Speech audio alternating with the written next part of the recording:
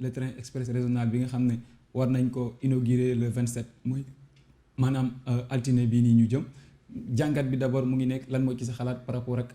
temps de bi ak coût bi nga xam ne coow yëpp juróon na ci ñu war ko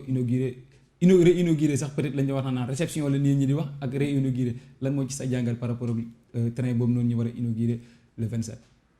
waaw xam nga TR bi dafa am benn débat boo xam ne posé wuñu ko te ñi ko waroon posé aussi dafa mel ni dañu nangu ñu dugal leen ci débat wu kañ lañ koy inauguré ñaata la jar ku koy defar waroon na jar lii warut a jar lii mais ci sama gis-gis train express régional c'est une vision. ñu bëgg ko ñu bañ ko c'est une vision du président de la République Macky Sall. et lim ci gisoon c'était à mon avis ci li ma jàngat ci documents yi nga xam ne jot naa ko gis c'était de faire en sorte que le désengorgement avec le problème de transport qu'on a connu ces dernières années où il fallait faire presque 3 heures de temps entre Dakar et Rufisque mu jafe woon torop. Deuxième chose dafa jàpp ne Sénégal dafay évoluer et on doit évoluer vers les standards européens ou le transport multimodal maanaam transport dafay am yoo xam ne ay pàcc lay doon am na pàcc yoo xam ne da nga koy jël transport public yeneen pàcc yi nga jël ko sa oto yeneen pàcc yi yenn saa yi sax ñenn ñi seen vélo la ñuy jël et cetera te li développement Diamniadio indi mooy dafa jege aéroport international Blaise Diagne Diass boo fa jógee ñëw ba ci gaaru TER bi mun nga jël sa train dugg si biir Dakar te doo am problème ñu jàpp ne aussi ñu ci bëri ci Dakar gis nañ ne Dakar a ngi xat cadre de vie bi doy na waar condition de vie doy na waar ñu ci bëri ñu ngi dëkki Thiès ñenn ñu ngi dëkk un peu plus loin ñu jàpp ne kuy liggéey Dakar mën nga dawal sa oto ba Diamniadio ci gaaru TER bi gaare ko fa jël TER bi ñëw Dakar liggéey li ngay liggéey duggaat TER bi ñëw jëlaat sa oto dem te loolu li muy jur mooy développement de la ville de Diamniadio dans les pays européens dëkku nasaraan yi boo fa demee lu demee noonu moo fa nekk mais c'est-à-dire que avantage bi ñu bëgg a woon gaañ ñi enfin nos compatriotes c'est que débat boobu posé wuñu ko te tant que posé wuñu ko ci ay ñaata la jar ak heure bi lañ ko waroon inaugurer yooyu la ñuy nekk or je pense que li ma gis mooy enjeu la boo xam ne ci at yii di ñëw nit ñi dinañ gis parce que aussi loolu lañ doon wax ci suñu papa Ablaye Wade way autoroute à péage bi mu fi def dafay yàq xaalis ñaata tronçon kilomètres et cetera mais léegi ñëpp jàpp nañ ne autoroute à péage bi lu baax la man nag li ma jàpp mooy gis nga ñi nga xam ne ñoo ngànk affaire bi il faut que ñu poser débat de fond yooyu ñu xool naka la nar a changer ñun suñu système de transport parce que mënoo jël TER bi rek génne ko ci nii ñaari mbir la ci jur mooy TER bi rek nekkul benn kii bu compatoo moo tax ma ne vision la bu TER nekkee fii BRT nekk fii tu as l'autoroute à péage mais boo combiner yooyu yëpp avec le port de Ndayane le port de Dakar mais au moins dina am ñoo xam ne yenn véhicules yoo xam ne tali bi la ñuy jël du ñu bokkateeg yeneen véhicules yi tali bi dina am ñoo xam ne ñoom dañuy sawar dem Colobane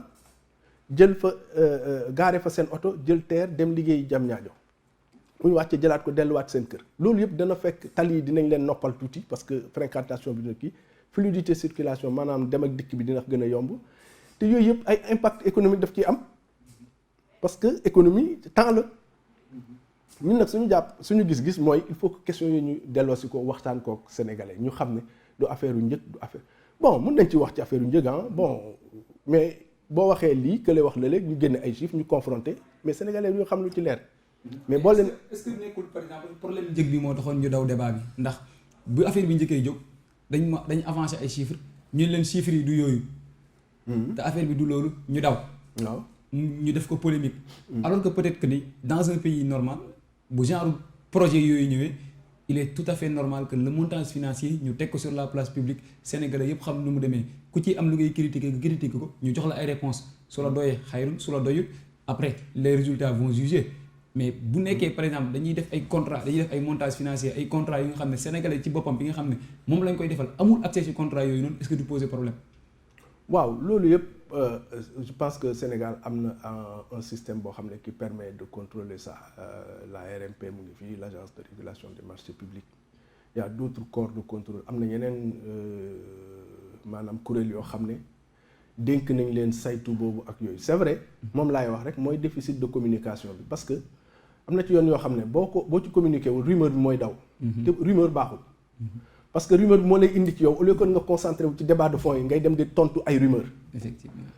moo tax anticiper pour ne pas que rumeur bi jóg nga wax ne lii ak lii lañ ci bëgg a def et je pense que fa ñu jëm loolu la nar a indi parce que boo xoolee rek ci récemment li xew sur le pétrole et le gaz coow li bari woon na coow li bari na mais chef d'État dafa wax ne bon kaay leen ñu waxtaan ci affaire bi moo wax leen man sama gis-gis li la parce que nag am na benn affaire boo xam ne aussi leadership moo koy régler mooy dëkk dina toll foo xam ne bu ñu débattre ba mu yàgg ki war a décider ki nga xam ne responsabilité décider moom la incombé moom la nekk ci loosam moom mooy décider. effectivement il engage sa responsabilité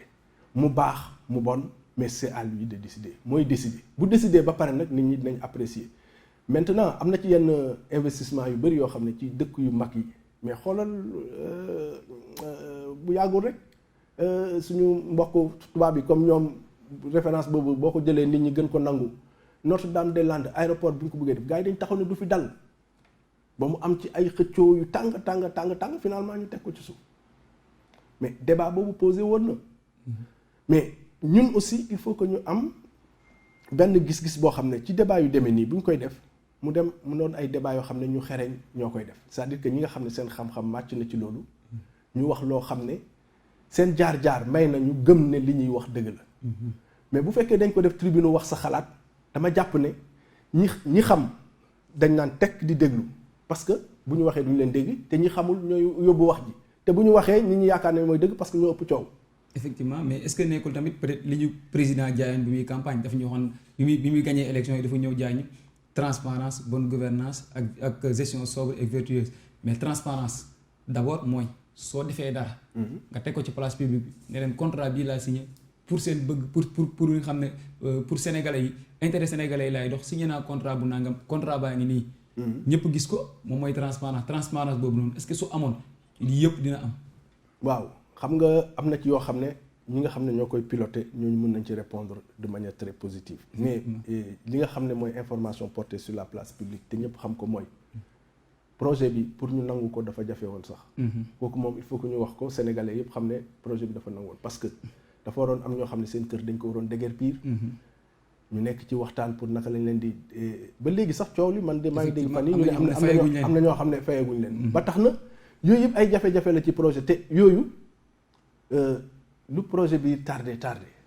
dafay am ay impact sur les coûts ñun ñëpp xam nañ ne projet boo ko waree def sur 1 an mu am ay jafe-jafe ngay négocier te loolu yëpp nag pour bañ kenn mer bu bon def les choses dans les règles de l'art moo tax te projet plus muy jël du temps bi nga ko waroon exécuter bu kii effectivement dafay am ay coûts additionnels mais tout compte fait man li ma bëgg a wax ci point boobu ma ci am en toute honnêteté dama ne les grands projets c'est les grandes visions c'est les grands destins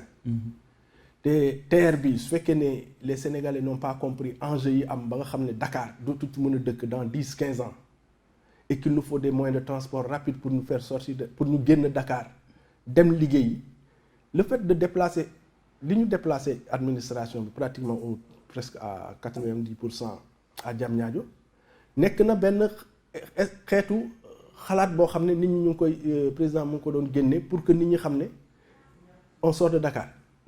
te même ci loolu nit ñoo wax ne waroon naa gën a sori. ñu nangul leen ko aussi ci seen gis-gis mais bu fekkee ne dañu yóbbu administration bi yëpp vers Diamniadio administration bi c'est beaucoup de personnes. ñooñu ñëpp pour bëgg leen transporter ak ay oto ak ay carburant waaye je pense que gain économique bi ñu am mooy ñu jëlee affaire bi TER bi c'est à 200 voire 300 mètres des sphères ministérielles de Diamniadio une petite navette na régler des coûts yoo xam ne économiquement xam nañ ne loolu dañ ciy gagner. donc nit ñi nañ étaler liñ ciy gagner économiquement dans 10 15 20 ans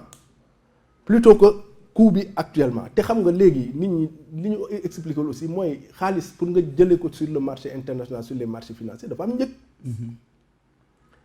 te xam nga ne suñu pays yi suñu dëkk yi amuñu doole boo xam ne mën nañ négocier yenn kii yi à part seen partenaires yi ñu am donc am na ci yenn yoo xam ne bu ñu ko bëggee lever ci marché kii dañuy fay li nga xam ne moom la ñu war a fay. te ñooñu du ñoo xam ne dañuy def affaire yoo xam ne pour affaire charité dañuy joxe seen xaalis pour gagner ci. donc boo bëggee def investissement yu mel nii investissement yu luure nii mais vraiment dafay laaj nga am xereñteef nga am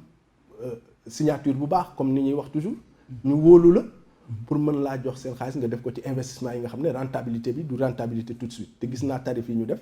wax dëgg yàlla tarif yooyu war na mën a nekk tarif yoo xam ne dina permettre nit ñi soo ko comparé ak li nit ñi war a fay léegi pour aller de Dakar à Diamniadio nga xam ne loolu wax dëgg yàlla nekk na loo xam ne war na mën tane pour citoyen man daal li ma xool ci affaire bi mooy gis-gis bi dans 10-15 ans fan la ñu affaire bi nar a yóbbu te bu ñu fa yóbboo yan type de comportement lañ war a mën a pour ñun changer pour dugg ci modernité.